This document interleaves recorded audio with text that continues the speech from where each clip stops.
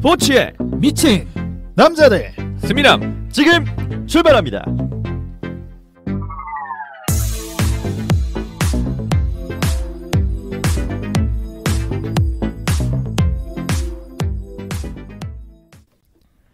네, 여러분 안녕하십니까. 스미남 8회 1부 시간입니다.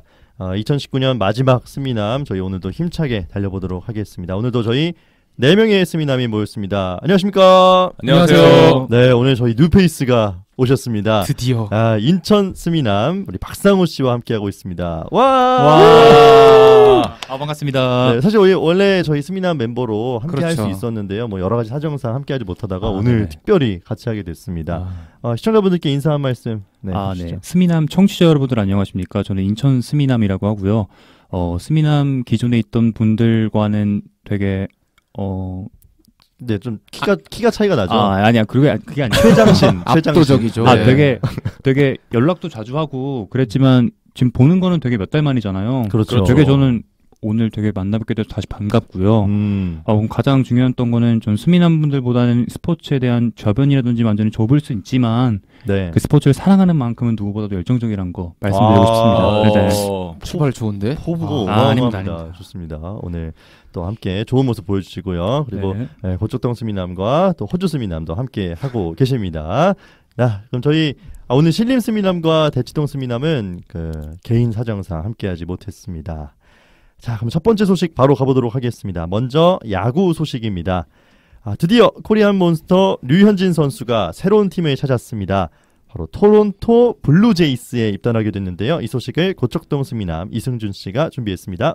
네, 류현진 선수가 토론토 블루제이스와 4년 8천만 달러, 우와. 우리 돈으로 929억 7,600만 원에 계약을 했습니다. 와. 근데 사실 제가 이 기사를 찾아보면서 기사마다 이제 8천만 달러의 우리 돈 환산이 다르더라고요. 진짜요? 네. 팩트가 중요한 거 네, 아닌가요? 929억이었는데 또 환율이 내려갔는지 928억 뭐 8천 뭐 이러더라고요. 뭐 사실 크게 의미는 없는데 어쨌든 큰 돈이긴 합니다. 큰 돈이죠. 네. 네. 이 계약 수준을 좀 살펴보면 토론토 구단 역사상 FA 투수 최대 규모입니다. 야, 토론토 역사상. 네, 역사상. 이제 이전에는 2006년도에 5년에 5,500만 달러. 버넷이 역대 토론토 최고액 투수였는데 이제 이 기록을 갈아치우게 됐습니다. 네. 연봉이 2천만 달러인데 팀 내 최고 연봉 와. 받고 있습니다. 어마어마합니다. 압도적이죠. 네. 야. 그게 바로 대한민국 선수라는 거. 그렇죠. 국뽕이 차오르네요. 차오르네요. 네. 네, 이제 28일에 캐나다 온타리오주 로저스 센터에서 입단식을 진행을 했습니다. 류현진 선수의 등번호는 그대로 99번을 달고 가게 됐습니다. 네. 99번의 의미 뭔지 아시나요? 그 캐나다 전설적인 캐나다의 그 아이스하키 선수 그거 아닌가요? 그런 것도 있는데 네. 류현진 개인에게 류현진 개인에게 계속 까먹었다. 그거 네, 계속 그 번호였죠. 네, 달고 다녔는데 저도 이번에 알았어요. 네. 한화 이글스가 마지막으로 우승했던 1999년을 아우. 상징한다고 합니다. 가슴 아프다. 맞네요. 네, 그래도 팀은 이적했어도 그 이전 소속팀에 대한 원 소속팀에 대한 어떤 사랑이 묻어나는 그런 등번호인 것 같습니다. 한국으로 돌아오면 무조건 한화글스에 온다는 말도 했잖아요. 그렇죠. 네. 무조건 갈 수밖에 없어요. 예. 네. 포스팅이었기 때문에 그렇죠. 이렇게 아름다운 이야기를 또 짓밟고 있죠.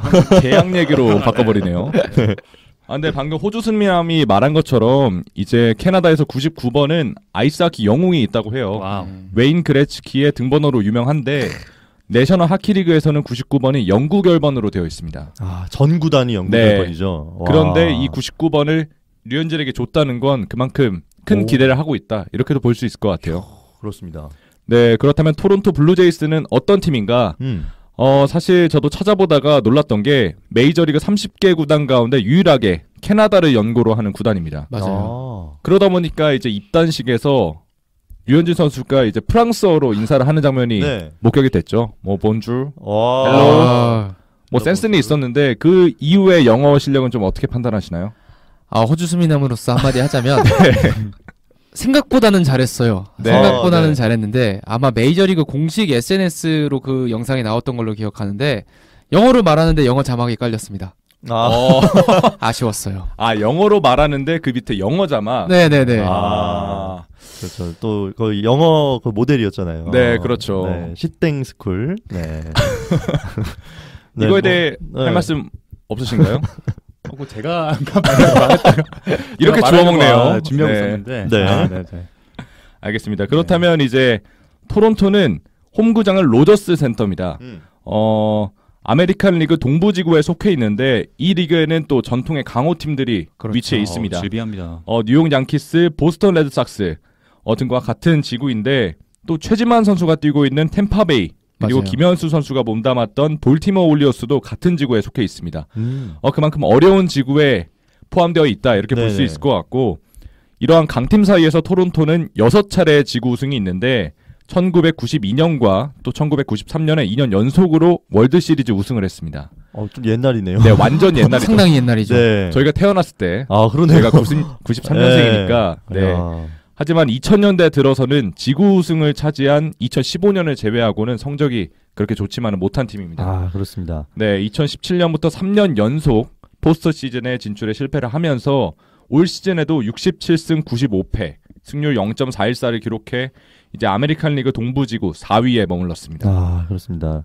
사실 류현진 선수가 좀 우승을 좀 더 목표로 했거나 또 그렇죠. 좋은 성적을 목표로 했으면 사실 좀 더 다른 팀을 골랐을 법도 맞아요. 한데 조금은 아쉬운 마음도 있어요, 사실은. 그러니까 아마 당분간은 우리가 메이저리그 가을 야구를 보면서 이게 국뽕이 차오를 일은 많지 않을 것 같다라는 네네, 맞습니다. 안타까운 느낌이 들어요. 네, 그렇습니다. 김광현 선수가 잘해줬으면 좋겠네요. 네, 세인트루이스는 갈 거예요. 예. 네, 좋습니다. 사실 이렇게 부진한 이유가 취약한 선발진이 가장 큰 문제라고 하더라고요. 그렇죠. 토론토 투수 가운데 두 자릿수 승수를 올해 올린 투수가 한 명도 없습니다. 네, 얼만큼 말 다 취약한지 알 수 했네요. 있겠죠. 네. 그렇죠. 심지어 선발 투수로 기용한 선수만 21명. 21명이요? 아직 확실한 1선발, 2선발 이런 게 정해지지 않은 상태이기 때문에 이렇게 많은 선수를 기용을 한 거겠죠. 네. 아무래도 류현진 선수는 1선발 자원으로 데려온 것 같습니다. 에이스와 또 리더 역할도 중요한데 왜냐하면 이 팀이 굉장히 어린 팀이라고 해요. 맞아요. 예. 네, 유망주가 많은 팀이기 때문에 류현진 선수의 역할이 정말 커질 것으로 보입니다. 네, 그렇습니다. 토론토의 기둥이 돼야 될 텐데요. 네, 그렇죠. 네. 그렇죠. 기둥 좋았습니다. 네. 감사합니다. 사실 기존의 토론토 투수들은 좀 힘으로 던지는 파워 위주의 피칭이 강했다면 이제 류현진이 파워보다는 이제 볼 배합 그리고 완급 조절이 대단한 투수잖아요. 그렇죠. 그런 류현진의 경험을 높이 사서 영입을 한 것처럼 보입니다. 사실 류현진 선수가 땅볼 유도가 많잖아요. 네, 아주 그렇죠. 좋죠. 아무래도 네. 젊은 선수들이다 보니까 내야진에서 그 땅볼을 잘 처리해줘야 될 텐데 말이죠. 그러니까 사실 3루에 굉장히 좋은 선수가 있죠. 블라디미르 게레르 주니어라고 있는데 네. 이 선수 공격력에서는 나무랄 데가 거의 없는 네. 마이너리그를 정말 씹어먹고 온 그런 선수인데 아직 뭐 내야 타고 처리나 수비에서는 불안한 면이 있어서 야 이거 류현진 선수 나오는데 뒷목 잡을 경우가 많지 않을까 하는 우려가 쌓이고 있습니다. 네, 그렇습니다. 그렇죠. 그래서 토론토가 이번 겨울에 이제 투수 영입에 가장 큰 공을 들였다고 해요. 류현진을 포함해서 미러키에서 이제 체이스 랜더슨 그리고 FA를 통해서 우완 투수 테너 로아크 그리고 일본인 투수도 영입을 했습니다. 야마구치 슌. 야마구치 슌이 얼마나 잘해줄지 기대가 되는데 네네. 사실 우리하고 경기에서 1회 워낙 안 좋은 모습을 보이고 바로 강판이 됐기 때문에 네, 맞아요. 쟤 될까라는 우려도 있기는 해요. 또 예. 그래서 이적료가 2년에 600만 달러. 그렇죠. 김광현 선수보다는 조금 낮죠. 네, 조금 네. 낮죠. 네. 이렇게 투수진은 약하지만 타자진은 조금은 희망이 있는 토론토인데 앞서 말씀을 해주신 것처럼 블라디미르 게레로 주니어. 네. 저는 이 선수를 올스타전 홈런 더비에서 봤는데 맞아요, 정말 맞아요. 무지막지하게 휘두르더라고요. 아버지하고 비슷해요. 네. 휘두른 게, 예. 아마 그때 1라운드에서 29개인가를 쳐가지고 그 라운드 최다 신기록을 세웠던 걸로 알고 있거든요. 그러네요. 맞아요. 1라운드에서. 예, 그렇죠. 맞아요. 예, 아까 까먹었구나. 네. 또 이제 타자 유망주들이 굉장히 많은데 이 문장이 가장 어울리는 선수들이 많습니다. 뭐 아버지 뭐하시노 이러면 예전에 메이저리그 레전드 선수들이 굉장히 많아요. 아버지가 뭐 캐번 비지오, 보 비세트 이런 선수들이 다 메이저리그에서 아버지들이 전설적인 선수들이거든요. 그렇죠. 네. 그렇기 때문에 그만큼 DNA를 물려받아서 그럼요. 앞으로의 시즌이 더 기대되는 토론토입니다. 그럼 사실 류현진 선수가 어떻게 보면은 좀 팀의 리더로서 그렇죠. 몇 년간은 어쨌든 어린 선수들의 모습을 계속 저희가 봐야겠네요. TV로서. 네. 그렇죠. 네, 좀 아무래도 류현진 선수가 팀의 기둥으로서 잘 해줬으면 좋겠네요. 그리고 이 류현진의 에이전트인 보라스가 맞아요. 또 명언을 한마디 했는데요. 네.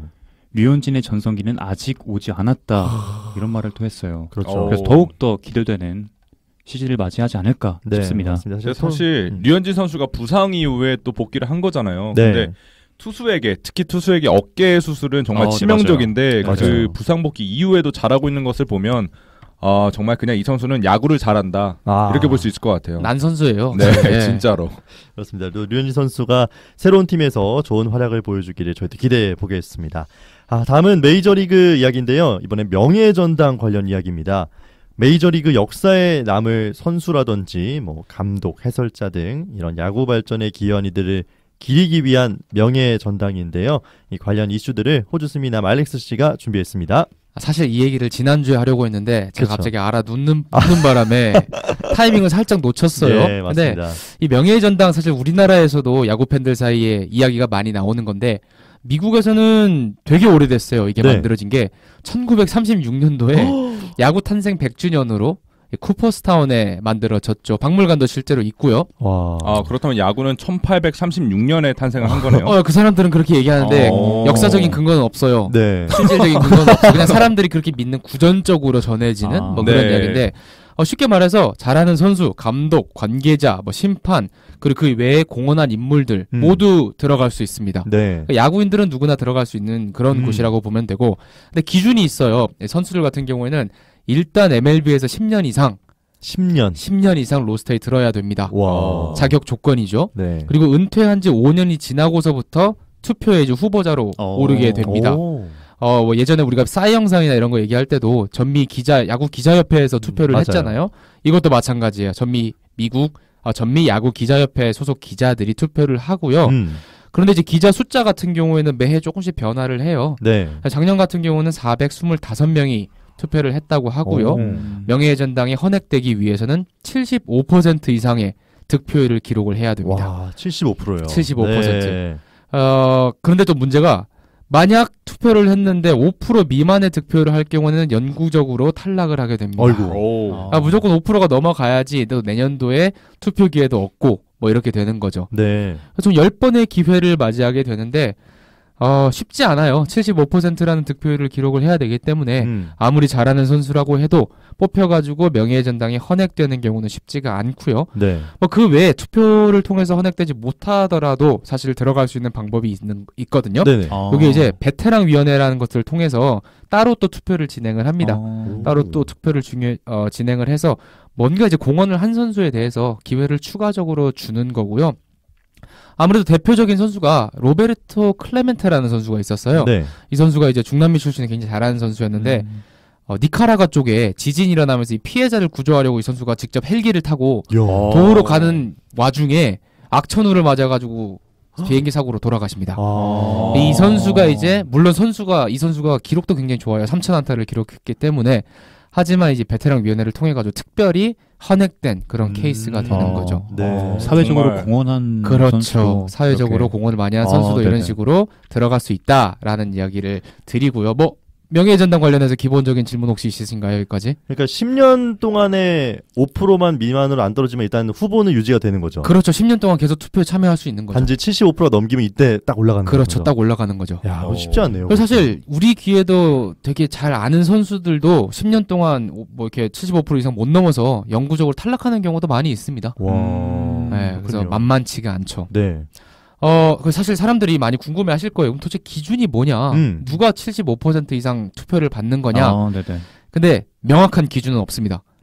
투표기 때문에 사람들이 표를 던져주면은 통과를 하는 거예요. 이게 로비가 있을 것 같은데 약간. 이미지 메이킹이 좀 중요해 보이는데요. 그렇죠. 그런 면도 사실 무시는 못해요. 네. 그러면 실력이 아무리 좋아도 만약에 사회적으로 무리를 일으키거나 그러면은 또 명예전당에는 쉽게 올라가지 못하겠네요. 그렇죠. 아주 좋은 포인트인데 네. 뭐 예를 들어서 베리 본즈라든가 그렇죠. 로저 클레멘스 같이 약물과 관련된 선수들은 정말 이 선수 전설적인 선수들이 맞아요. 네. 하지만 이런 부분 때문에 투표를 얻지를 못하죠. 기자들의 마음을 사지를 못하죠. 베리 본즈가 없군요. 베리 본즈 못 들어갔어요. 그래서 매년 베리 본즈 같은 경우 사실 아마 작년도에 50%인가 60%까지 투표율이 올라왔어요. 좋은 득표율을 기록을 함에도 불구하고 제가 보기에는 올라가긴 좀 어렵지 않을까? 들어가기는 뭐 이런 정도 생각이 들고 사실 기준이 모호해요. 뭐 타자들은 500홈런 또는 3,000안타, 투수들은 뭐 300승, 300탈삼진 얘기를 하는데 명확한 기준이 없기 때문에 그 중에서 기자들이 사용하는 지표 뭐 이런 것들 살펴보면 딱 두 가지만 말씀을 드릴게요. 네. 블랙 잉크라는 게 있고 그레이 잉크라는 게 있습니다. 오. 블랙 잉크라는 거는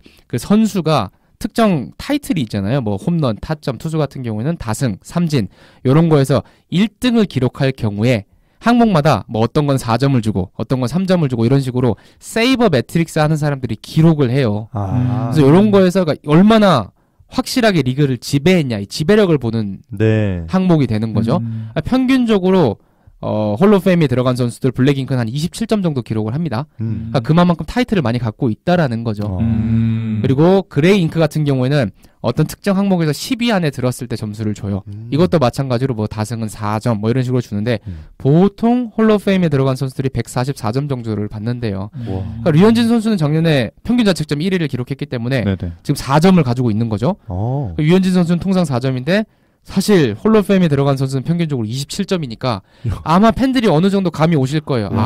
어느 정도를 받아야지 얼마나 꾸준히 저걸 또 그렇죠. 얼마나 꾸준히 또 얼마나 도미넌트하게 해야지 되는지 아마 감이 조금씩 오실 겁니다. 적어도 이러한 활약을 7시즌은 해야지 평균을 그렇죠. 넘기는 거네요. 그렇죠. 무리를 일으키지 않고. 무리를 일으키지 않고. 근데 선정이 됐다가 나중에 무리를 일으키면 박탈이 또 되기도 하나요? 박탈되는 경우는 제가 알기는 사실 아직까지는 없고요. 근데 보통 이 5년에 아까 유예기가 말씀드렸잖아요. 은퇴하고 이 사이에 사고를 치는 경우가 많아가지고 그 사이에 못 들어가는 경우가 많아요. 네. 5년만 참으면 되는데. 네, 그래서 뭐 박탈되는 경우는 사실 제가 아직까지는 못 봤고요. 네, 뭐 그 정도까지 설명을 드리고 하나 더 설명을 드리자면 네. 이제 시작이 제가 1936년이라고 말씀드렸는데 그 당시에는 선수들만 들어갈 수 있는 그런 명예의 네. 전당이었어요. 근데 그 당시에는 야구가 시작한 지 100년이 됐는데 그 사이에 있던 모든 선수들을 대상으로 투표를 진행했거든요. 똑같은 기준으로. 그러니까 더 들어가기가 힘들었겠죠. 그렇죠. 처음에 명예의 전당에 들어간 선수 5명이 있는데 아마 여러분도 이름을 들어본 분들이 계실 겁니다.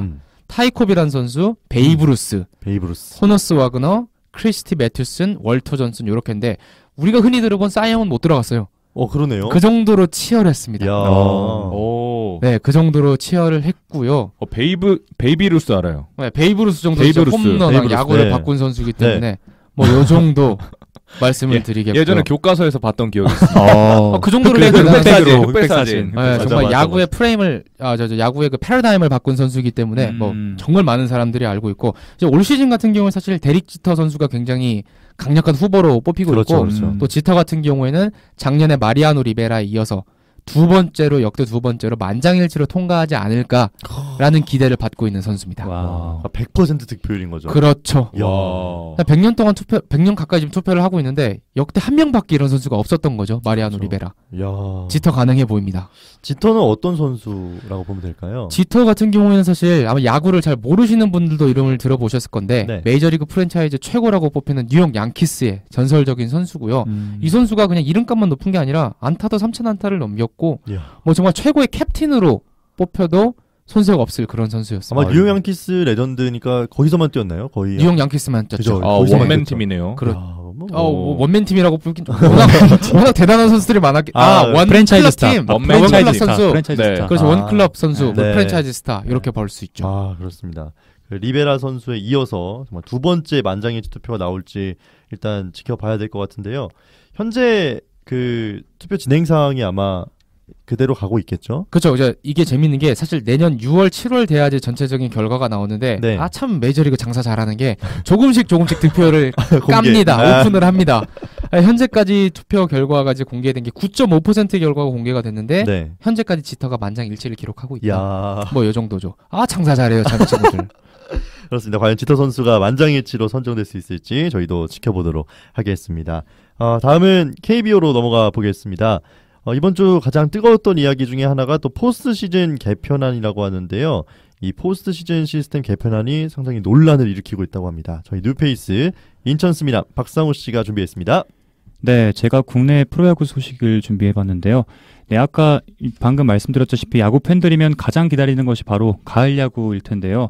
국내 가을 야구인 이 KBO 포스트 시즌 제도가 변경될 수도 있다는 이야기가 들리고 있어 팬들의 관심이 집중되고 있습니다. 네, 전체적으로 상위팀, 즉 이 정규리그에서 가장 높은 순위를 차지하는 구단들에게 좀 더 어드밴테이지를 주겠다는 건데요. 10개 구단 단장들은요, 최근 열린 워크숍을 통해 이 포스트 시즌 제도 변경에 대해 합의를 했다고 합니다. 이 현재 포스트 시즌은 다들 아시겠지만 이제 2015년부터 도입된 5위와 4위의 와일드카드 결정전을 시작으로 이제 준 플레이오프부터 그 플레이오프, 그 다음에 승자와 정규 시즌 1위 팀이 붙는 한국 시리즈 7판 4선 승제로 이루어지는 이 계단식 구성을 이루어져 있습니다. 이 경기에 따라 최소 11경기부터 최대 19경기가 치러지는 시스템인데요. 이제 이 바뀔 수도 있는 새로운 포스트 시즌 시스템을 제가 한번 소개해 드리도록 하겠습니다. 네. 아까도 말씀드렸지만 새로운 포스트 시즌 시스템은요, 상위팀에 2점을 주는 것이 바로 핵심입니다. 이 많은 분들이 어려워하실까봐 제가 간단하게만 이제 말씀드릴게요.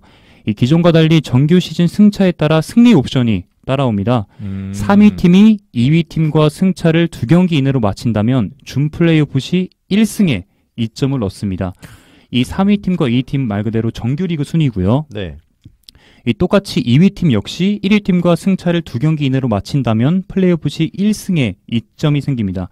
이렇게 될 경우 이 정규리그 상위권 전체 순위가 끝까지 긴장감을 갖게 돼 더욱 흥미있는 정규리그를 이 야구 팬분들께서 즐기실 수 있을 텐데요. 근데 사실 이번 제도를 고려한 이유 중 가장 큰 이유가 바로 리그 인기의 감소입니다. 네네. 그렇죠. 이번 네. 시즌 KBO 리그가 4년 만에 총 관중 수가 800만 명을 넘지 못했다고 해요. 네, 올 시즌은 728만 명으로 추산되고 있다고 하는데요. 네, 인기 구단의 성적 부진의 이유도 있을 수 있겠지만 이 제도적인 부분도 문제로 꼽히고 있는 상황입니다. 그래서 한국야구위원회 실행위원회는요, 이 포스트 시즌 제도 개선을 이 흥행 가도를 위한 첫 번째 돌파구로 삼은 겁니다. 근데 이 변경되는 이 제도는요, 아직 의견을 모은 것뿐이지 아직 결정되진 않았습니다. 네. 이 남은 기간 여론의 반응을 살펴서 이제 1월 안에는 확정된다고 하는데요. 근데 여론의 분위기가 심상치가 않습니다. 아까도 그렇습니다. 말씀드렸다시피 논란이 계속되고 있고요. 네. 대부분은 이 새로운 제도에 대해서 반대 입장을 그렇게 많이 내비치고 계세요. 제가 가장 관심 있는 그 많은 분들이 댓글을 그 기사를 보고 달아주셨는데 제가 딱 이건 정말 댓글을 읽어줘도 괜찮겠다 싶은 것 좀 가져왔거든요. 네, 제가 한번 그 댓글들을 말씀드려보도록 하겠습니다. 이 제도를 보고 나만 뭔 소린지 이해 안 가냐. 네, 이런 말도 해주셨고요. 제 마음인 것 같아요. 네. 이해하기가 정말 어려운 제도예요. 네, 그리고 복잡해지기만 하고 쓸데없는 짓만 골라서 하네. 이런 말씀도 해주셨고요. 그 마지막은 이게 그 아무래도 그 포스트 시즌 제도의 변경이다 보니까 롯데하고는 아무 상관없다. 이거 태곤이가 쓴 네, 태곤이가 썼는데 저거? 태곤이가 쓴 것 같은데. 네, 이런 말투도 비슷한데요.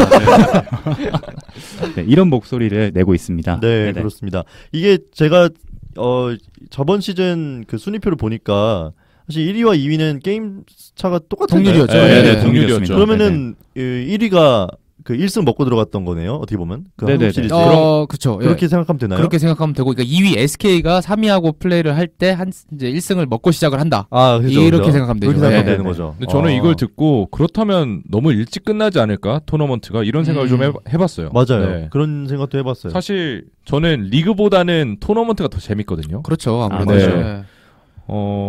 토너먼트에 중점을 두기보다는 리그에 전체적으로 활성화를 시키겠다 이런 목적인 것 같은데 모르겠습니다.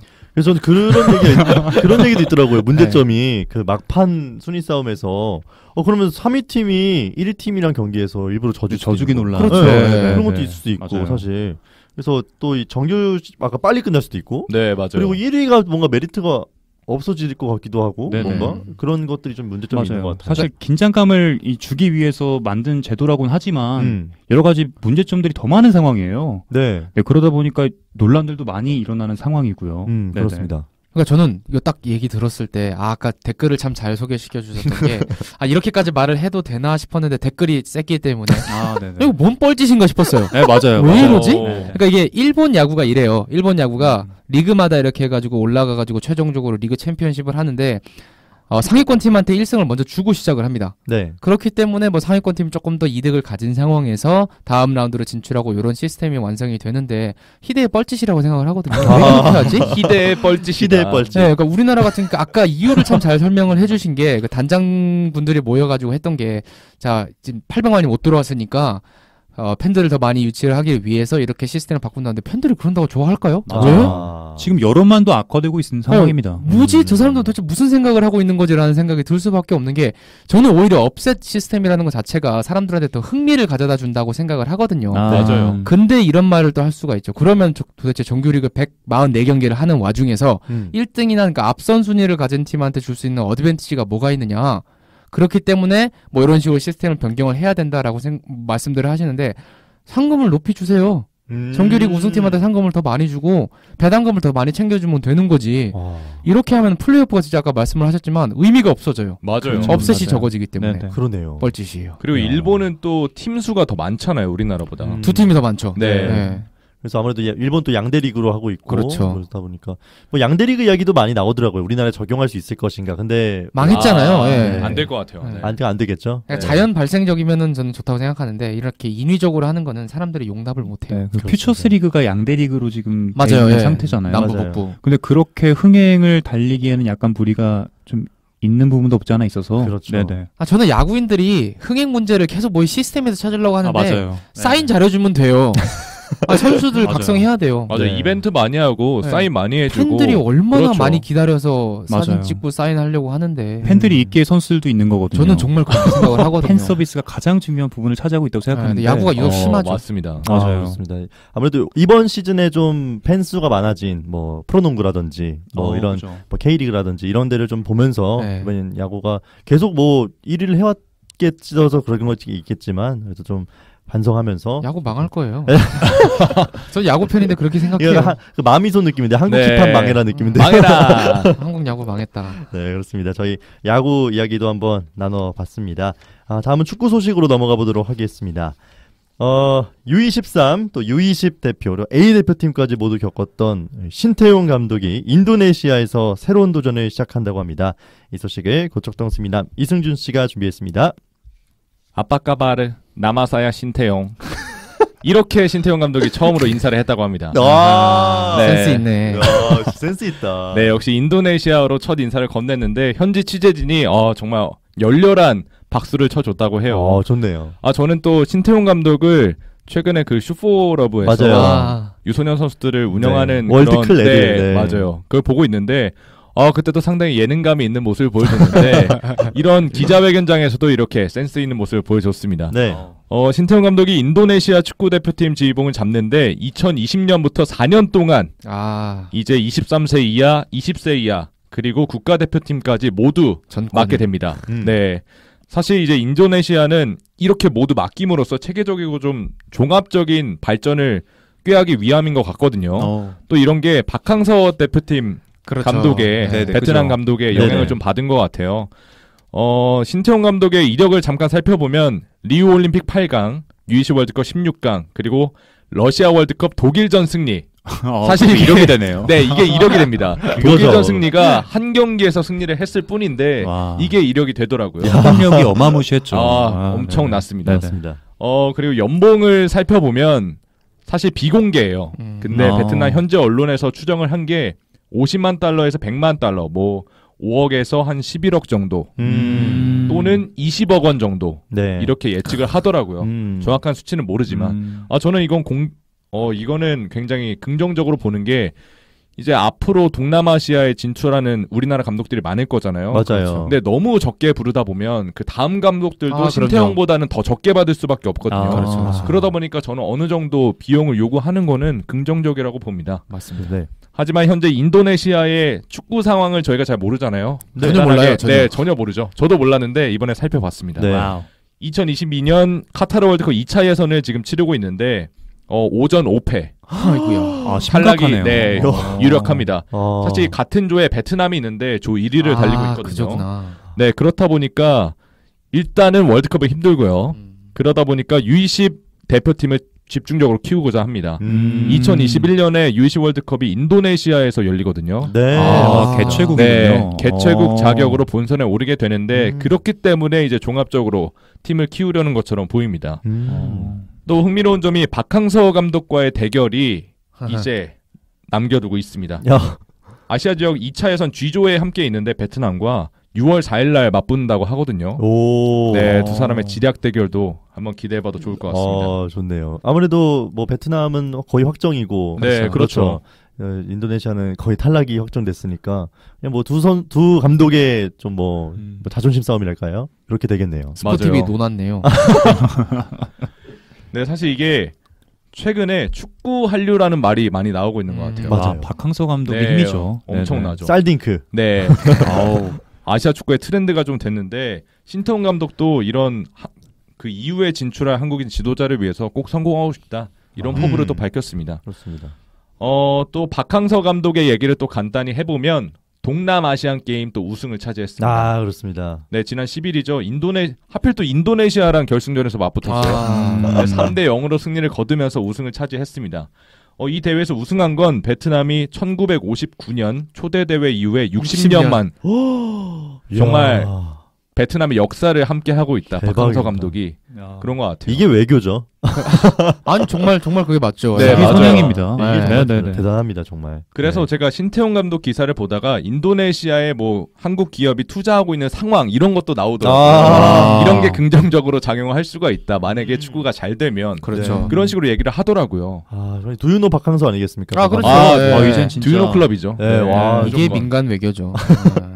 그래서 2017년 10월에 베트남 지휘봉을 잡았는데 그 이후의 성적을 간단하게 살펴드리면 AFC 23세 이하 챔피언십 준우승, 아시안게임 4위, 아세안 축구연맹 챔피언십 우승, 올해는 아시안컵 8강, 그리고 동남아시안 게임까지 우승을 차지하면서 정말 베트남의 영웅이 됐습니다. 진짜 어마어마합니다. 대단하죠 진짜. 네. 승승장구네요. 사실 저 신태용 감독이 이번 진출하는 게 잘 됐으면 좋겠는 게 사실 국내 축구 시장 감독 자리는 좀 한정적이잖아요. 네, 맞아요. 그리고 일본이나 중국도 사실 좀 외국인 감독을 많이 쓰니까 우리나라 감독이 갈 자리가 없다 보니까 이제 좀 이 동남아시아 쪽 뭔가 이쪽이 좀 시장이 될 수 있을 것 같아요. 저 블루오션이죠. 네, 진짜 블루오션이 될 것 네. 같아요. 그래도 박항서 감독 같은 한국 선수 감독이 오면은 잘할지도 몰라 이런 생각들이 맞아요. 들죠. 그 포문을 열어준 게 박항서 감독이다 맞아요, 보니까 맞아요. 마치 EPL의 박지성 선수처럼 진짜 박항서 감독이 그 포문을 열어줬다 이렇게도 볼 수 있을 것 같아요. 그렇습니다. 우리 또 신태용 감독이 좋은 지도자를 인정받아서 우리 대한민국 축구 감독들의 위상이 높아졌으면 좋겠습니다. 네, 한마디 해주시죠. 대부분의 이제 전문가들이 많이 평가를 하는데 박항서 감독보다는 이 인도네시아 감독을 맡은 이 신태용 감독의 이 자리가 더 힘들 수도 있다는 얘기를 많이 해요. 왜냐면은 베트남은 어쨌거나 그나마 이 뭐 풀이라고 해야 될까요? 시스템? 선수들? 시스템이라고 보기에는 이 그 중동 아시아라고 해야 되나요? 네네. 이 아시아 측면에서는 그래도 나름대로 좀 잘하고 있었던 팀이었지만 인도네시아는 완전히 약팀이기 때문에 좀 더 어려운 도전이 아닐까 싶다는 말씀들을 많이 해주시는데 그래서 저는 더욱더 기대가 돼요 사실. 그럼요. 왜냐면 지략가기도 하고요. 네, 독일을 잡았죠. 독일을 꺾은 그게 중요하죠. 이력도 있기 때문에. 저는 인도네시아 가서 잘했으면 좋겠어요. 저는 인도네시아를 굉장히 좋아하거든요. 왜요? 특히 발리에서 서핑하는 걸 좋아하는데 또 서핑이 취미시군요. 네, 굉장히 좋습니다. 또 두유노 신태용 하면은 바로 서비스가... 이제 서비스 이런 거 받아야죠. 서핑은 시간당 돈을 받나요? 그런 건 아닌데. 그런 건 아닌데 그래도 뭔가 더 이득을 얻는 게 있겠죠. 한국 사람이라고 하면은. 그렇죠. 이미지가 좋아지죠. 네. 맞아요. 네. 저희가 또 서핑은 나중에 2부에서 다루는 걸로. 재밌겠는데? 알겠습니다. 갑자기 아이템이 나왔네요. 좋습니다. 이번에는 K리그 감독 교체 소식으로 가보겠습니다. 다음 시즌을 준비하고 있는 K리그 구단들이 새로운 감독들을 구했다고 하는데요. 굉장히 유명한 선수 출신 감독들이 있다고 합니다. 호주 스미남 알렉스 씨가 준비했습니다. 참 이번 주에는 감독님들 소식이 참 많은데 저는 딱 이 기사 보고 되게 놀랐던 게 아니 벌써 이 양반들이 감독을 맡을 때가 됐나 이런 생각이 들더라고요. 자, 우선 23일에 성남FC가 김남일 감독을 선임을 합니다. 와우. 남일킴. 네. 인터뷰가 참 좋았어요. 네. 빠따가 아닌 빠다 감독이 될 거다. 근데 저는 그거 보고 약간 노잼이라고 생각했습니다. 전형적인 아재 개그. 전형적인 아재 개그. 근데 딱 김남일이라는 감독 선수를 기억하는 사람들은 이게 뭔 얘기인지 다들 아시잖아요. 그죠? 이게 러시아 월드컵 코치 시절에 이런 뭐 빠따 발언도 했었고. 맞아요. 저는 기억에 났던 게 월드컵 때 2002년 월드컵 때 기억하실지 모르겠는데 미국전에 이을용 선수가 페널티킥을 실패를 하거든요. 네, 맞아요. 끝나고 나서 경기 직후에 인터뷰를 했어요. 김남일 선수하고 인터뷰를 했는데 페널티킥을 실패한 이을용 선수 기억하세요 혹시? 기억 안 나시죠? 저는 기억하세요? 약간 기억날 것 같아요. 그러니까 뭐라 했냐면 이을용 선수를 어떻게 위로할 겁니까? 이런 말을 기자가 물어봤는데 김남일 선수가 태연한 표정으로 뭘 위로를 해요, 가서 한 대 쳐야지. 뭐 이런 얘기를 했거든요. 맞아요. 그때부터 제 기억에는 얘는 누구를 치는 선수구나라는 그런 느낌이 그러니까 굉장히 이제 남성적인 카리스마를 가지고 있는데. 진짜. 뭐 아까 신태용 감독하고 비슷하게 역시나 세부 조건은 미공개입니다. 감독들. 네. 하지만 단연 계약을 보장했다라고 구단이 얘기를 했고요. 사실 이 성남 같은 경우에는 작년 이번 시즌에 1부 리그에 올라오면서 9위라는 성적 나쁘지 않았어요. 승강피오도 가지도 않았고 남길 감독이 계속 가실 줄 알았는데 느닷없이 이제 자진 사퇴를 하면서 감독 자리가 공석이 됐는데 이제 그 자리를 빠르게 채워서 팀을 안정화시키고 좀 분위기를 추스리겠다라는 구단의 의지가 강했던 것 같고 뭐 일단 김남일이라고 하는 사람 자체가 워낙 카리스마도 강하고 맞아요. 형님 리더십 이런 느낌이 있기 때문에 이 젊은 구단을 조금 잘 추스릴 수 있지 않을까라는 생각으로 성남이 기용을 한 것 같아요. 감독으로 선임을 한 것 같은데. 근데 저는 좀 의아한 게 김남일 선수가 이제 감독이죠. 그렇죠. 그 이전에 감독 이력이 없잖아요. 그렇죠. 네. 그게 문제예요, 이제. 그렇죠. 저는 그게 가장 문제라고 생각을 하고 있습니다. 맞아요. 그러니까 그러니까 그나마 이제 뒤에 설명할 그분보다는 조금 뭐 코치나 이런 거의 경력은 좀 있으신데 사실 선수 시절은 화려했잖아요. 맞아요. 전남에서 데뷔를 해가지고 유럽도 네덜란드 갔다가 뭐 일본에서도 뛰었고 러시아에서도 뛰었고 월드컵도 3번이나 나갔어요. A매치가 저 몰랐는데 98경기나 소화를 했더라고요. 그러니까 선수로서는 나무랄 데 없는 그런 화려한 이력을 찍었죠. 그렇죠. 정점을 찍었는데 그럼 세트리 클럽에 들어갔을 텐데. 근데 문제는 말씀을 잘해주신 게 감독으로서의 경력이 없어요. 감독으로서의 경력이 없는데 또 성남이라는 팀은 특히나 물론 1부 리그 올라와가지고 한 시즌 잘 버텨냈지만 다음 시즌 그리고 다다음 시즌까지 되게 중요하다고 보거든요. 그러니까 이 팀이 1부 리그에 확실하게 이미지를 박을 수 있는 그런 팀이 되는지 아니면 좀 애매하게 왔다 갔다 해야 되는 그런 팀이 될지를 결정을 해야 되는데 과연 괜찮을까 김남일 감독이? 뭐 이런 엄청난 도전이네요. 그렇죠. 리빌딩을 해야 되는 상황인데 정말 어려운 도전이 될 것 같습니다. 보통 리빌딩이라면 이제 젊은 감독들보다는 이제 경험 많은 감독들이 맞아요. 잘한다라고 생각이 드는데 어떻게 될지 모르겠어요. 네. 근데 확실히 이미지는 강하기 때문에 맞아요. 팀 분위기는 잘 또 추스릴 수 있지 않을까? 맞아. 혹시 모르죠, 진짜. 근데 저도 그런 생각 했었던 게 올 시즌 첼시거든요. 그렇죠. 파데 감독이 잘할까? 뭐 감독 경력 그 하위 리그에서 애매하게 했었는데 과연 잘할까 했는데 저는 첼시 좋아하게 됐거든요. 지금 되게 잘하잖아요. 사람 이름 모릅니다. 팀 컬러가 확실히 갖춰져 있잖아요. 맞아요. 근데 저는 사실 추가를 모시니까 뭐 어떻게 명확하게 말씀을 드리지 못하겠지만 저는 이분보다도 그 다음 분이 더 문제예요. 누구죠? 26일 날 이제 경남 FC가 경남은 사실 더 심각하거든요. 승강피오에서 부산에 지는 바람에 2부로 다시 떨어졌잖아요. 맞아요. 설기현 감독을 깜짝 놀랐어요. 선임을 합니다. 야. 근데 사실 설기현 감독이라고 하면은 K리그 팬들한테 좀 미운 털이 박혀 있는 특히 인천 그렇죠. 그 은퇴할 때도 뭐 말도 안 되게 뭐 갑자기 개막전 끝나고 뭐 개막전 때 뭐 말도 안 되는 일이 이런 게 많았기 때문에 괜찮을까 했는데 심지어 작년에도 성남 FC에서 전력 강화 실장 되게 애매한 직책으로 1년을 계셨던 감독인데 지금 인천에서 이천수가 이제 하고 있는 역할 아닌가요? 네, 맞아요. 네. 뭐 강화 실장. 그래서 사실 선수 경력으로 따지자면 뭐 김남일 감독 못지않게 이분도 유럽을, 화려하죠. 유럽을 많이 호령했던. 호령했죠. 그 레딩에서 얼마나 잘했어요. 러닝코스, 벨기에에서도 잘했고. 뭐 선수 시절은 사실 뭐라 할 그런 게 없는데 사실 코칭 뭐 실력이라고 해야 되나? 아니면 감독 경력 이런 게 정말 일천하거든요. 성대 감독을 맡지 않았나요? 맞아요. 은퇴하고 나서 성대 감독을 3년 동안 맡았다고는 하는데 와, 이런 경력으로 과연 프로팀을 잘 맡을 수 있을까라는 걱정이 사실 더 돼요. 특히나 경남 같은 경우에는 정말 롤러코스터를 탄 팀이거든요. 그렇죠. 올라온 첫 해는 정말 막 말컹이니 뭐 이런 선수들 기준으로 해가지고 챔스까지 나갔잖아요. 맞아요. 후니모토. 그렇죠. 근데 올 시즌에 완전히 그냥 무너졌죠. 완전히 강등을 해버렸으니까 무너진 팀인데 과연 이 팀을 잘 추스릴 수 있을지 걱정인데 사실 뭐 팬들 입장에서는 그러니까 제 3자를 경남 팬들 말고요. 3자 입장에서는 재밌을 수 있는 게 2002년 4강 신화를 이뤘던 그 멤버들 중에 벌써 5분이 K리그 감독이에요. 황선홍, 최용수, 유상철 그리고 김남일, 설기현까지. 물론 뭐 2부 리그 감독이 2분이 끼어 있긴 합니다만 이분들이 어떻게 서로 경쟁을 하면서 상호 발전을 이끌어낼지 뭐 그 부분은 상당히 흥미롭긴 합니다. 야, 근데 진짜 4강에 가셨던 분들이 벌써 감독을 이렇게 제 말이요. 세월이 진짜 빠르네요. 네. 놀라워요.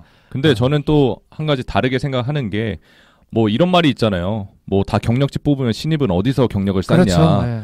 그래서 어떻게 보면은 경력이 없음에도 불구하고 와서 잘할 수는 있어요. 근데 그렇죠. 그게 프로팀이라는 게 약간은 문제인 것 같아요. 네. 뭐 아니면 도예요, 진짜. 뭐 아니면 진짜 돈데 어떻게 될지 기대가 되네요. 좀 그리고 경남이란 팀이 이 김종부 감독의 팀 컬러 자체가 완전히 녹여져 있는 팀이라서 그렇죠. 과연 이 설기현 감독이 이 경남 FC를 어떻게 만들지도 상당히 관심이 되는 부분입니다. 그러니까 뭔가 새롭게 시작하기 때문에 자기 컬러를 입혀야겠다라는 욕심이 강할 거예요. 맞아요. 그런데 그러다가 선수들과 충돌하기 시작하면 이건 걷잡을 수 없죠. 근데 딱 뭔가 김남일 감독 하면은 팀 컬러가 어떤 식으로 돌아갈지는 대충 그려지잖아요. 그렇죠. 뭔가 정신력으로 강하고 수비적으로 뭔가 먼저 한 이후에 공격으로 나가는. 개겐 근데 프레싱 느낌? 설기현 감독은 설기현 잘 모르겠어요. 잘 모르겠어요, 진짜. 11명이 다 접을 수도 있는 거고. 성남은 11명이 다 진공청소기가 될 수도 있어요. 그렇죠. 배나윤 앞에서 그렇게 많이 접었는데. 그렇습니다. 우리 다음 시즌 감독이 교체된 K리그 팀들이 어떻게 달라진 모습 보여줄지 기대를 해보도록 하겠습니다. 이제 축구 마지막 소식입니다. 해외 축구 소식인데요. 정말 유럽에서 정말 호령하던 선수가 잠시 유럽을 떠났다가 다시 유럽 무대 복귀를 선언했습니다. 과연 이 선수가 누굴지 이 소식을 인천 스미남 박상우 씨가 준비했습니다. 네, 제가 지금 소개할 선수는요. 아마 이 스미남 분들에게 2000년대부터 2010년대를 대표하는 공격수를 뽑으라고 할 때 5손가락 안에는 꼭 들어갈 선수인데요. 나는 오디션 따위 보지 않는다. 나 없는 월드컵은 볼 게 없다. 등의 수많은 어록들을 갖고 있는 근거 있는 자신감의 아이콘 질라탄 이브라히모비치입니다. 와우. 이름만 들어도 되게 짱짱하지 않나요? 그렇죠. 설레요. 네, 최근 이브라히모비치 선수의 거취를 두고 정말 많은 얘기가 오고 갔는데요. 최근 친정팀 이 AC 밀란으로 8년 만에 복귀를 했습니다. 계약 기간은 이번 시즌 종료까지 6개월이고요. 1년 연장 옵션이 포함되어 있다고 합니다. 오늘은요, 이 리빙 레전드 질라탄 이브라히모비치가 거쳐간 클럽들에 대해서 얘기를 나눌까 합니다. 먼저 질라탄은요, 1999년 이 스웨덴 1부 리그 스웨덴 알스베스칸에 소속되어 있는 말메 FF라는 팀에서 데뷔를 했습니다. 이 말메에 있는 3시즌 동안 총 40경기에 출전해 16골을 성공시키면서 이 해외 팀들의 관심을 받았는데요. 이후에 이 네덜란드 리그 명문 구단 아약스의 러브콜을 받고 이적을 하게 됩니다. 이 아약스에서 질라탄은 스웨덴에서 보여줬던 퍼포먼스 그 이상을 보여주는데요. 4시즌 동안 74경기 35골을 집어넣으면서 네덜란드 리그 2회 우승 달성에 아주 큰 공헌을 합니다. 이 2회 우승 달성 당시 질라탄은 더 큰 꿈을 꾸고 있었다고 합니다. 그래서 이제 질라탄은요, 전성기를 보낸 세리에 A리그, 이탈리아 리그를 선택하게 되는데요. 이 세리에 A리그에서 선택한 첫 번째 팀은 바로 유벤투스입니다. 네, 다 갔네. 네, 맞아요. 안 간 데가 없어요. 워낙에 최전성기를 기록하는 선수이다 보니까 거쳐간 팀도 되게 많은데요. 네. 유벤투스에서는요, 2시즌 70경기 23골을 기록했고요. 리그 우승도 한번 차지하게 됩니다. 이후 이제 최전성기를 찍은 인터밀란으로 넘어가게 됩니다. 3시즌 88경기 57골을 기록하며 인터밀란의 리그 3연속 우승의 1등 공신이 됩니다. 이 당시는요, 세리에 A 올해 선수상을 2번이나 달성했고요. 올해 외국인 선수상, 그리고 인터밀란에서 마지막 리그 우승을 달성했을 당시에는 08-09 시즌에는요, 득점왕을 또 달성하기도 합니다. 이후에 이 많은 분들 아시겠지만 과르디올라 감독의 러브콜을 받아 바르셀로나에 입성을 하게 됩니다. 그렇죠. 이 리그에서만 29경기 16골 9개의 도움을 기록하며 나쁘지 않은 모습을 보였습니다만 이 과르디올라 감독과의 마찰로 한 시즌 만에 팀을 떠나게 됩니다. 일어나는 게 이상할 거예요. 둘이 만나면. 워낙 세서. 네, 맞습니다. 네, 한 시즌 만에 이제 팀을 떠나게 됐고요. 그 이후로 어디로 넘어갔냐? 바로 2012년 프랑스 파리로 넘어가게 됩니다. 저희는 그 파리 생제르맹의 유니폼을 입은 질라탄의 모습들을 많이 봤을 거예요. 그렇죠. 이 파리 생제르맹에서 이 4시즌 연속 우승을 또 성공시켰고요. 네, 프랑스 리그 1 올해 선수 3회, 그리고 또 올해 외국인 선수 3회, 그 다음에 득점왕을 3번이나 기록하면서 프랑스를 말 그대로 씹어먹습니다. 네, 그리고 질라탄은 축구선수 나이로는 황혼기로 접어든 이 34살에요. 드디어 잉글랜드 프리미어리그에 입성을 하게 됩니다. 바로 명문팀 맨체스터 유나이티드인데요. 여기서 또한 기량은 여전했습니다. 이 부상의 발목 잡긴 했지만요. 2시즌간 33경기 28골로 녹슬지 않는 득점 감각을 과시했습니다. 이 맨유와의 계약이 마무리되고 만 36살이죠. 이때 또 미국 MLS LA 갤럭시로 이적해 2시즌 동안 56경기 52득점 13개의 도움을 기록합니다. 와, 어마무시하죠. 네, 그래서 이 여기 미국 리그에서도요. 2018 올해의 선수, 그다음에 올스타 2회 선정을 하게도 됩니다. 말 그대로 통산 541경기 358득점 127도움을 기록한 질라탄 이브라히모비치인데요. 이렇기 때문에 질라탄은요 38살의 나이로도 빅리그 복귀설이 나올 정도로 기량이 녹슬지 않는다는 평가를 받고 있었습니다. 그래서 아까도 말씀드렸다시피 여러 가지 썰들이 굉장히 많았습니다. 이 데뷔했던 말메 FF로 가는 것이 아니냐, 아니면은 지난달 말메 FF의 라이벌 이 한마르비의 IF 구단 지분을 매입해 공동 구단주가 되면서 혹시 이곳으로 행선지가 결정된 게 아니냐라는 이런 말들이 되게 많았는데요. 질라탄의 최종 선택지는 바로 AC 밀란이었습니다. 가야 할 길이라고 생각되면 거침없이 달려가는 이 질라탄 이브라히모비치, 그의 마무리는 어떨지 정말 관심이 모아집니다. 네, 사실 AC 밀란이 지금 많이 추락했어요. 리그 11위예요. 못해요. 알던 그 팀이 아니에요. 그러니까요. 그래서 여기에 어쨌든 뭐 단기 계약이긴 하지만 겨울 이적장에 가서 이번 시즌 뭐 한번 마무리를 어디까지 올려놓을 수 있을지가 되게 궁금한데요. 여러분 혹시 질라탄 이브라히모비치 어디서 뛸 때가 제일 기억에 남으세요? 저는 파리 생제르맹 때가 좀 최근이기도 하고 그때 제가 직접 보러 갔었거든요. 그러면 기억에 남을 수밖에 진짜 없겠네요. 그냥 뭐 남들보다 다 키가 하나씩 더 있고 그때 당시 꽁지머리 하고 있어가지고 진짜 맞아요. 대한민국 그 신현준 씨 닮았더라고요. 똑같아 진짜. 똑같더라고요. 네. 맞아. 뭐 언제가 생각나세요, 질라탄이? 저 바르샤 때요. 맨날 싸웠잖아요. 그래서 맨날 싸웠죠. 네, 그래서 그냥 그게 되게 진하게 각인돼 있어요. 예. 그때 아마 머리띠 이렇게 하고 있었던 맞아요. 예. 맞아요. 승준 씨는 언제 기억나세요? 질라탄이 인터밀란에도 있지 않았나요? 그럼요. 네, 맞아요. 오래 있었죠. 인터밀란 전성기를 때, 찍었던. 네. 그때가 막 그때가 가장 기억에 아드리아노 있고 막 그럴 맞아요. 아드리아노 맞다. 예. 어마어마한 팀이었죠 그때. 맞아요. 아드리아노 세레머니 혹시 기억나세요? 뭐였죠? 이거 아니었나요? 이거였죠. 이거. 네네네. 그 진짜 많이 따라하고 막 그랬었는데. 옛날에 위닝 11이라는 게임 할 때 아드리아노가 슈퍼가 99였거든요. 그래서 기억이 나요. 와, 슈퍼 99. 네, 그렇습니다. 아무튼 또 질라탄 선수가 이탈리아 리그에서 어떤 모습을 보여줄 수 있을지 저희도 지켜보도록 하겠습니다. 자, 한번 저희가 또 후토닥 농구 소식 넘어가 보도록 하겠습니다.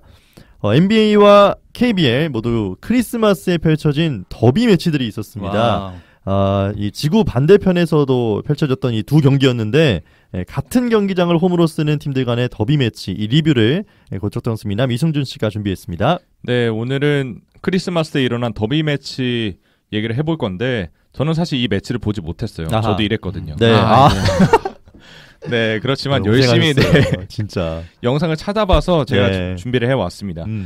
LA 더비전이죠. LA 레이커스와 LA 클리퍼스의 경기가 있었습니다. 클리퍼스가 111대 106으로 2연승을 거뒀어요. 또 이겼어요. 또 이겼어요. 야. 사실 NBA 사무국은 매년 크리스마스 경기에 이제 슈퍼스타들의 맞대결로 편성을 한다고 해요. 그러다 보니까 이번에는 LA가 두 팀 모두 우승 후보로 꼽히고 있잖아요. 그러다 보니까 편성이 됐고 르브론 제임스와 카와이 레너드의 두 번째 맞대결이 성사가 됐습니다. 이번 시즌도 엄청난 활약이 기대되는 두 선수인데 이번 경기에서도 100% 전력으로 격돌을 했습니다. 성적을 살펴보면 이제 레너드가 30점, 레너드가 35득점, 12리바운드, 5어시스트로 팀 승리를 이끌었고 잘한다. 르브론도 23득점, 9리바운드로 분전을 했습니다만 팀 패배를 막지는 못했습니다. 그렇죠. 이제 클리퍼스가 승리를 거두면서 이제 2전 2승을 기록을 했었고 그리고 서부 컨퍼런스 3위로 올라갔습니다. 그리고 레이커스는 서부 컨퍼런스에서 승률 9할을 바라보면서 굉장히 잘 나갔었는데 근데 최근 일주일 동안 4연패를 또 당했어요. 그렇죠. 그러다 보니까 클리퍼스의 2경기 차로 쫓기게 됐습니다.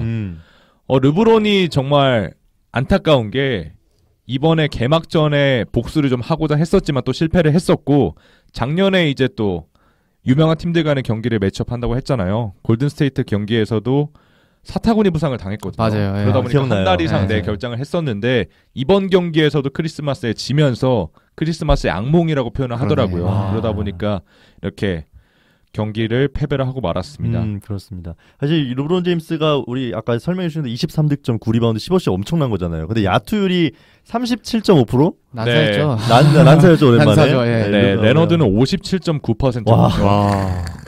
적재적소 필요할 때 넣었다는 얘기예요. 네. 그래서 아마 다른 선수들도 다 너무 잘하더라고요. 근데 그렇죠. 벤치의 차이가 좀 많이 큰 게 느껴지더라고요. 그러니까 마지막에도 사실 클러치 타임 때 르브론이 끝낼 수도 있었는데 베벌리한테 막히면서 그걸 블락을 당했거든요. 베벌리가 185cm인데. 그러니까요. 아니 작년에도 사실 KD하고 계속 신경전을 벌일 정도로 워낙 수비가 좋은 선수인데 마지막에 대박이었어요. 그러니까요. 네, 이게 장난 아니죠. 이게 옆에서 트래시 토크가 장난 아닙니다. 이 결정적인 상황, 특히 4쿼터 말씀해 주신 것처럼 그때 르브론이 기회를 못 살린 게 가장 큰 페인인 것 같습니다. 그렇습니다. 뭐 이 경기 같은 경우에는 뭐 클리퍼스도 다른 선수들 잘했고, 근데 저는 그 선수 기억나요. 레이커스 그 쿠즈마 선수가 이날 좀 날아다녔던 것 같아요. 네, 맞아요. 네, 다 던지면 다 들어가더라고요, 석점이. 그래서 좀 레이커스 이기나 했더니 결국에는 네, 또 이 벤치 싸움에서도 밀리고 막판에 그 블락당한 게 좀 컸던 것 같네요. 네, 맞아요. 또 크리스마스에 이렇게 NBA는 LA 더비가 있었다면 KBL에는 S 더비. S 더비. 뭔가 무게감은 떨어지는데. 좀 이상한데 S 더비라 그러니까. S 더비 네. 있습니다. 네. 이제 2017년, 2018 시즌부터 삼성과 SK가 처음으로 S 더비라는 이름으로 맞대결을 펼쳤습니다. 여기서 S 더비가 세 가지 의미가 있는데 좀 예측을 해볼까요? S 서울. 네, 서울.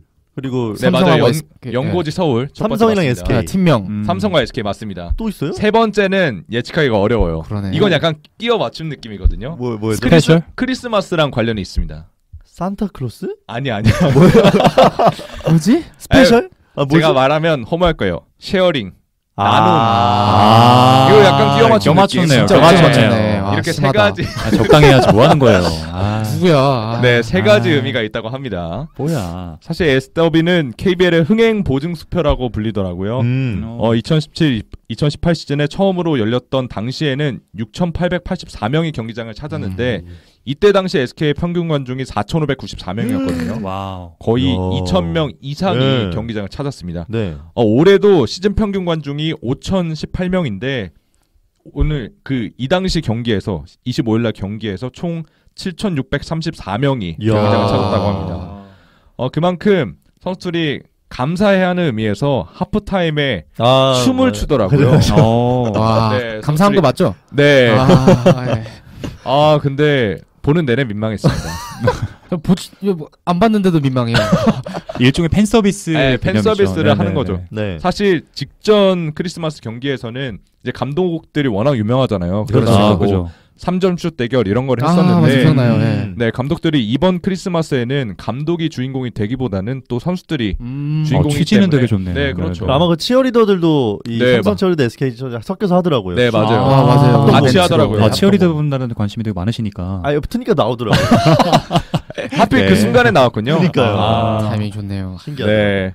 하지만 경기에서는 SK가 78대 80으로 졌습니다. 졌죠. 그럴 수가. 요즘 야. 잘 나가고 있는 SK인데 그러니까요. 4연승을 멈추고 삼성한테 지고 말았습니다. 맞아요. 이날 SK의 가장 큰 문제점은 외곽이었는데 15개를 던져서 한 개도 들어가지 않았어요. 석점이. 그럴 수가 있나 진짜. 네, 현재 석점 성공률이 SK가 1위인데 이날 경기는 뭔가 마에 씌운 것처럼 그러네요. 네, 크리스마스의 악몽이라고 또 표현을 하더라고요. 네.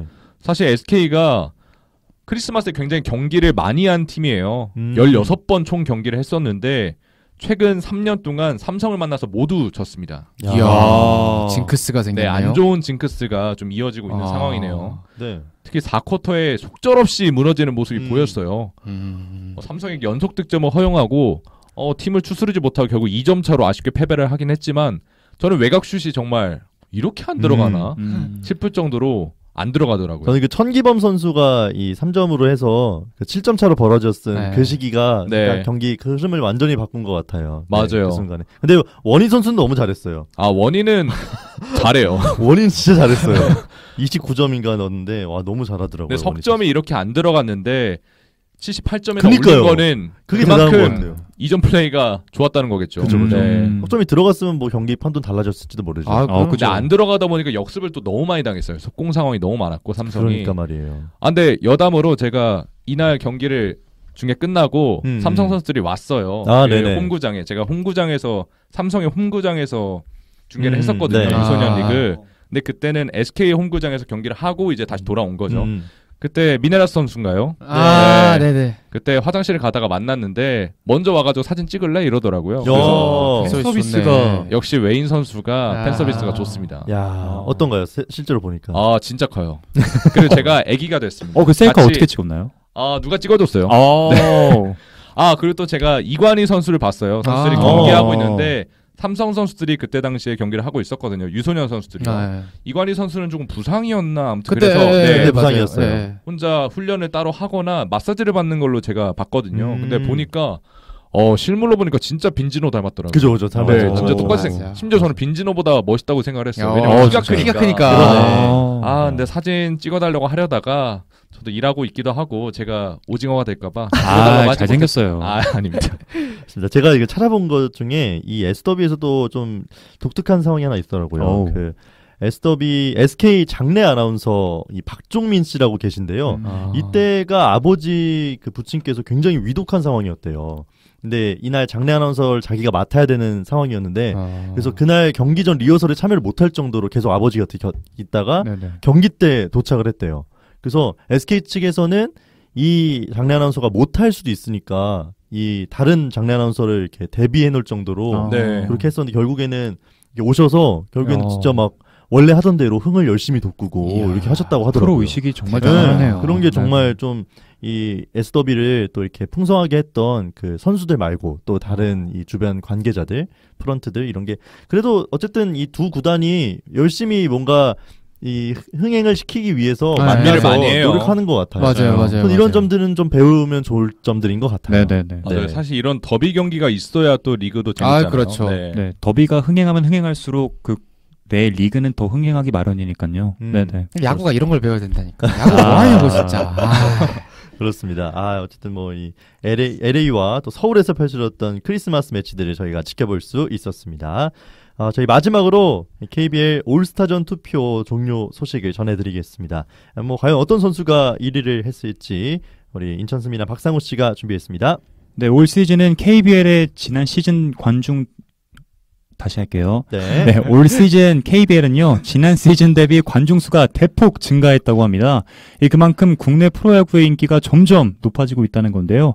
2라운드 종료일인 지난 5일 기준 평균 관중이 3,293명으로 전 시즌 대비 24.3% 급증했다고 합니다. 예전보다 많은 대중들의 시선이 이 KBL에 쏠려 있는 만큼 이 리그를 대표하는 선수들이 총출동하는 자리, 바로 올스타전에 팬들의 기대감이 정말 높아지고 있습니다. 이 크리스마스 다음 날인 26일 KBL은요, 기술위원회를 통해 2019-2020 현대모비스 프로농구 올스타전 출전 명단 최종 24명의 명단을 확정지었습니다. 이 24명의 명단을 제가 지금 한번 읽어드리도록 하겠습니다. 중요한 거니까요. 24명. 가드 부분부터요. KT의 허훈 선수, LG의 김시래 선수, KC의 이정현, 이대성 선수, 동부의 허웅 선수, SK의 김선영 선수, 전태풍 선수, 삼성의 이관희 선수, KGC 인삼공사의 박지훈, 변준영 선수, 현대모비스의 양동근 선수, 전자랜드의 김낙현 선수가 이름을 올렸고요.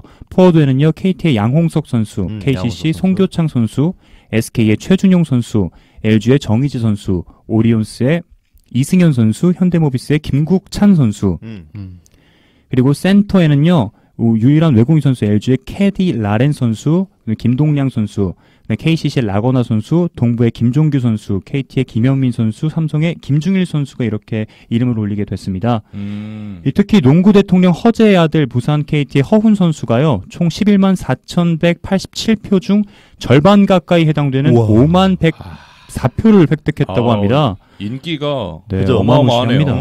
잘생기기도 했고요. 맞아요. 워낙에 또 그 득점 순위도 유일하게 국내 선수 10위권 안에 들었던 맞습니다. 잘해요, 진짜.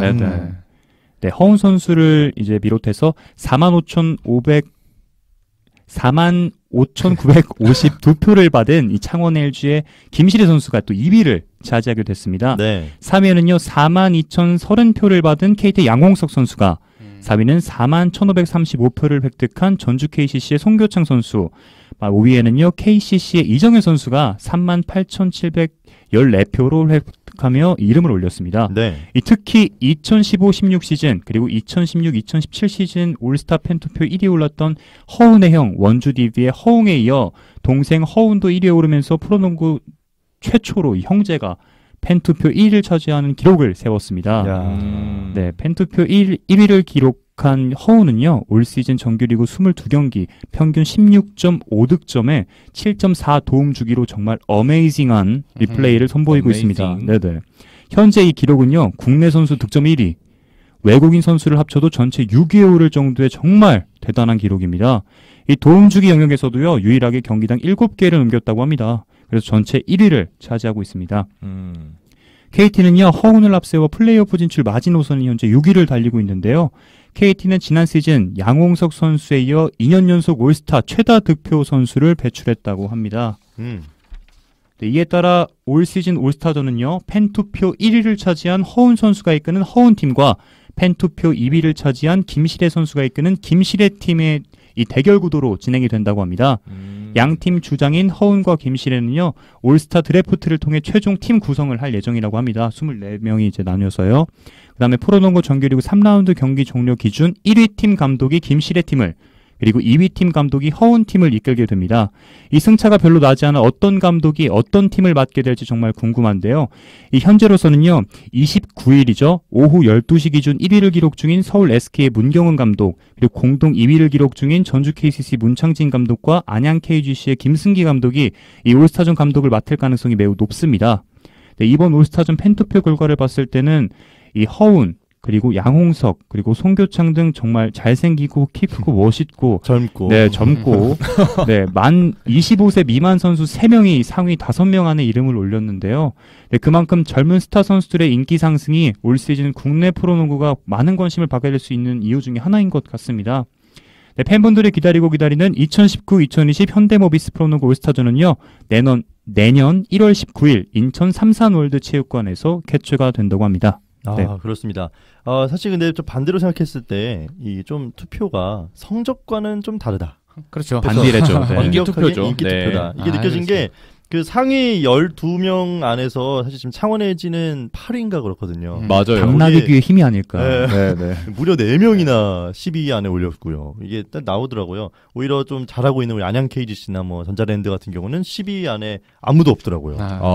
이런 게 바로 이 또 인기 투표의 그렇죠. 인기 투표의 힘이죠. 그렇죠. 어쨌든 뭐 팬들을 위한 뭐 잔치가 돼야 되니까 맞습니다. 그런 것 같습니다. 그리고 아까 제가 말한 것 중에 정정을 해드려야 되겠네요. 송교창 선수도 10위권 안에 들어와 있네요. 득점 순위 9위에 랭크되어 있습니다. 송창 선수 잘하거든요. 네, 그리고 라거나 선수도 2위. 우리나라 선수도. 우리나라 선수니까요. 그렇지. 맞네. 3명의 선수가 국내 선수가 위치해 있네요. 네. 라거나 우리나라 사람이지. 제가 잠시 착각을 했습니다. 저도. 정정보도 감사드립니다. 해야죠. 네, 좋습니다. 오늘도 저희 열심히 한 주간의 스포츠 소식 전해봤습니다. 상호 씨 어떠셨나요? 저는 정말 설레서 사실 어제 잠을 잘 못 잤거든요. 근데 직접 하다 보니까 정말 재밌고 귀에 쏙쏙 박히는 게 정말 뜻깊은 하루였던 것 같습니다. 네, 그런 거 치고는 피부가 굉장히 좋으신데요. 그러니까. 그래요? 것 같아. 꿀잠 잤어요. 네, 좋습니다. 저희 한 주간의 스포츠 소식 잘 전해드렸고요.